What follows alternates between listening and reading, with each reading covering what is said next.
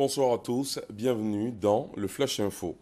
La première dame Dominique Ouattara était samedi l'invitée d'honneur du gala de bienfaisance organisé par la princesse Lala Salma du Maroc. Cet événement s'inscrit dans le cadre de la lutte contre le cancer. Les profits de ce dîner, dénommé Un don pour la vie, vont servir à la construction d'un hôpital d'oncologie pour la région de Marrakech. Pour leurs actions de solidarité envers les populations, Dominique Ouattara, président de la fondation Children of Africa, et la princesse du Maroc collaborent assez souvent pour apporter du soutien et soulager les populations vulnérables, surtout les femmes et les enfants. Il y a encore actuellement, chaque année, environ 60 000 personnes qui meurent de la rage dans d'extrêmes souffrances, une grande majorité étant des enfants mordus par des chiens contaminés. La rage est encore présente dans une centaine de pays qui relèvent de nombreux cas de rage chez les chiens, directement responsables de la transmission vers l'homme. Or, la vaccination d'au moins 70% des chiens pourrait interrompre le cycle de transmission chez les chiens et vers l'homme. C'est ce plaidoyer qui a été fait ce lundi par la direction des services vétérinaires en collaboration avec l'Association des vétérinaires praticiens privés de Côte d'Ivoire. Cela à l'occasion de la Journée mondiale de lutte contre la rage célébrée ici en Côte d'Ivoire, aujourd'hui 5 octobre. En économie, cette entrée de la Côte d'Ivoire dans le top 10 des économies africaines les plus compétitives.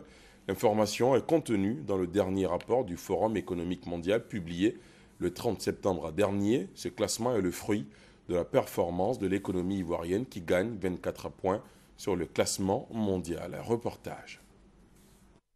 La Côte d'Ivoire parmi les pays les plus réformateurs au monde selon le classement Doing Business. Information donnée il y a quelques mois. La Côte d'Ivoire parmi les pays à forte progression économique selon le Forum économique mondial. Nouvelle tombée il y a 3 jours.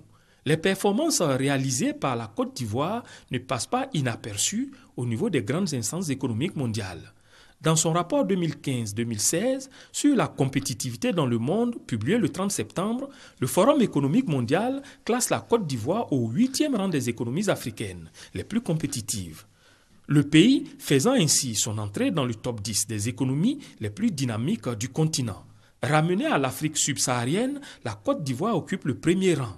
D'une manière générale, dans le classement mondial, le pays a gagné 24 places en passant de la 115e position à la 91e sur 140 pays. C'est en 2004 que l'indice mondial de la compétitivité a été créé. Il mesure la compétitivité d'un pays en fonction d'une centaine d'indicateurs rassemblés en 12 catégories, notamment l'environnement des affaires, la qualité des institutions et celle des infrastructures, l'éducation, la taille du marché et le développement technologique et l'innovation. Il est clair que la Côte d'Ivoire doit son entrée dans le top 10 africain aux profondes réformes dans l'environnement des affaires, les réalisations enregistrées dans les grands travaux, le développement de son marché avec la percée d'une classe moyenne et les performances réalisées par le système éducatif, entre autres. La Côte d'Ivoire également honorée lors de la 37e édition du Top Reza, le Salon mondial du tourisme et du voyage de Paris. Le pays a été choisi comme deuxième destination pour le compte du Travel Agent Cup, un concours récompensant la meilleure agence de voyage de France, un véritable privilège pour la promotion de la destination Côte d'Ivoire. On en reparle bien sûr dans la grande édition. À l'étranger, le Mali, où la coordination des mouvements de l'Azawad lance l'alerte et appelle à l'aide les organisations humanitaires présentes dans le pays. Elle évoque des cas de fièvre mortelle de nature inconnue sévissant dans plusieurs localités du nord où ces groupes armés sont présents dans la région de Tombouctou et Gao. Au total, ces fièvres auraient fait une centaine de morts selon la coordination. On termine en Guinée. Les 7 candidats qui se présentent face à Alpha Condé lors de l'élection présidentielle prévue le 11 octobre prochain réclament le report du scrutin. Ils estiment que l'accord d'août dernier sur le processus électoral n'est pas respecté.